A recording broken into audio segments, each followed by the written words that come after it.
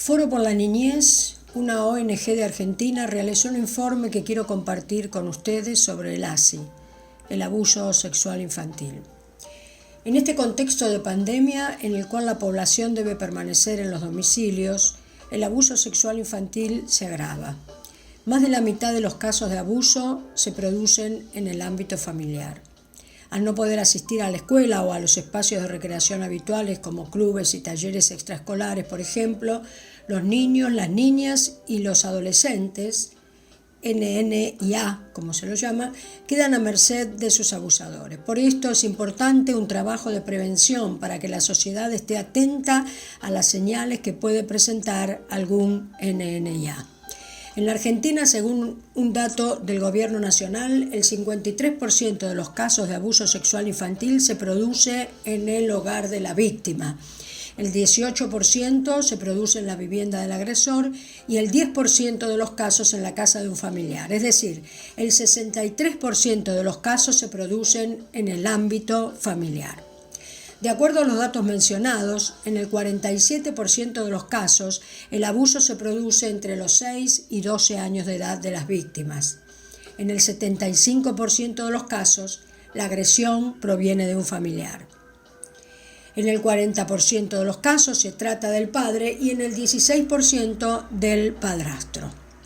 Según el informe Estado Global sobre la Prevención de la Violencia contra los Niños 2020, publicado por la ONU, en el mundo se calcula que hay hasta 1.000 millones de niños entre 2 y 17 años que fueron víctimas de abusos físicos, sexuales, emocionales o de abandono en el último año. De este número, unos 300 millones son menores de 2 a 4 años que a menudo sufren castigos violentos a manos de sus cuidadores. Estas cifras, agravadas en el contexto de la pandemia, dan cuenta de la violencia de género que tiene como víctima directa, aunque muchas veces invisible, a millones de niños, niñas y adolescentes. Es importante saber qué implica y detectar cuándo sucede el abuso sexual infantil. En general, ocurre cuando un niño, niña y adolescente es utilizado o utilizada para la estimulación sexual de la persona agresora o una tercera persona observadora, o cuando el NN+A es estimulado sexualmente.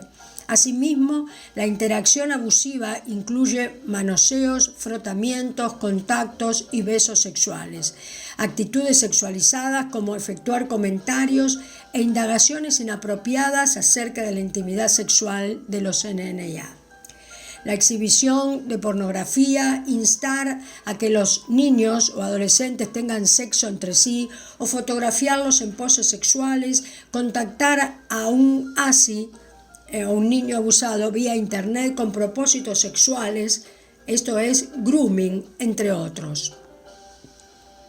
Debemos remarcar especialmente en este contexto donde la hiperconectividad se agrava por el aislamiento social que el grooming se constituye como otra forma de abuso sexual infantil a través de la virtualidad. Prevención. Los NN+A que han sido o son abusados sexualmente pueden estar aparentemente asintomáticos.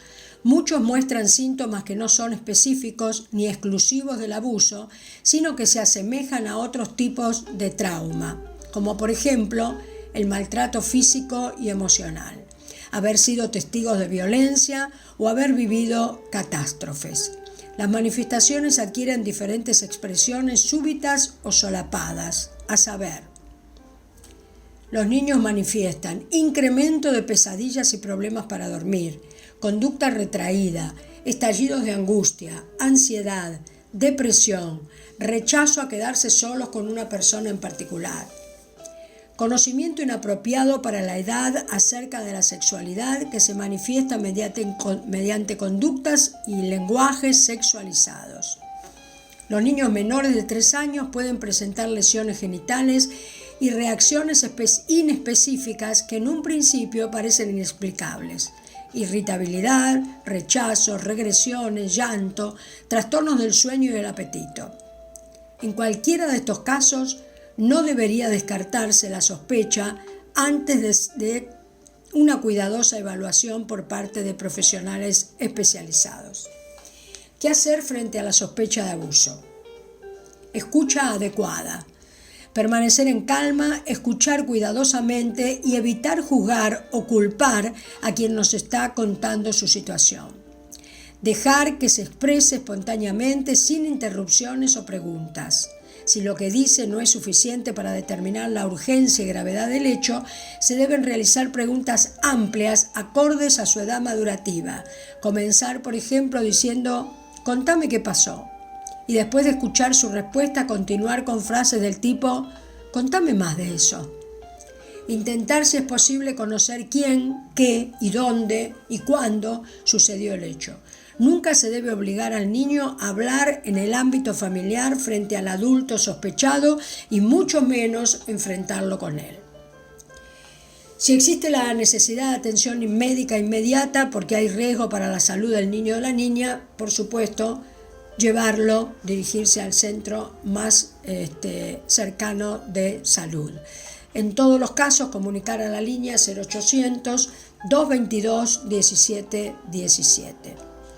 Este es el panorama, bastante desolador, por cierto. Y lo peor, a mi entender, es que muchas veces la familia, es decir, la madre o los padres, no le creen al menor y esto queda sin resolver y con una herida que no podrá cerrarse humanamente.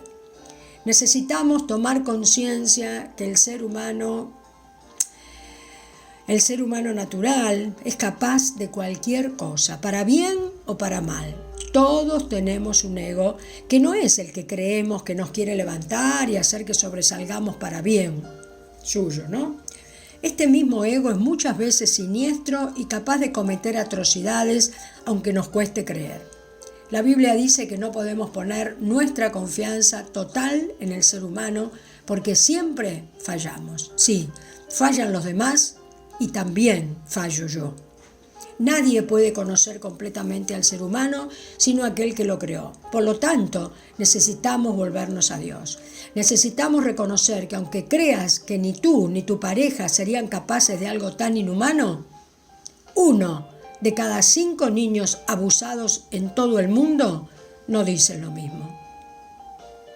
Muchos de los abusadores fueron abusados de pequeños y no pudieron hablar con nadie, porque o nadie les creyó o tuvieron miedo de hablar.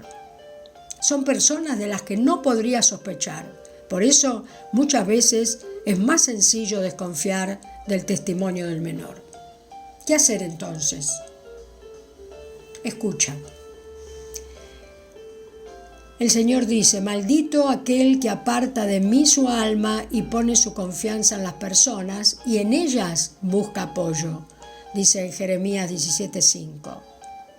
El Salmo 27:10 dice: si mi padre y mi madre me abandonan, tú, Señor, me recoges y me consuelas. El Salmo 10:17-18 dice: Señor, tú conoces las esperanzas de los indefensos, ciertamente escucharás sus clamores y los consolarás. Hará justicia a los huérfanos y a los oprimidos, para que ya no los aterre un simple mortal. No podemos solos.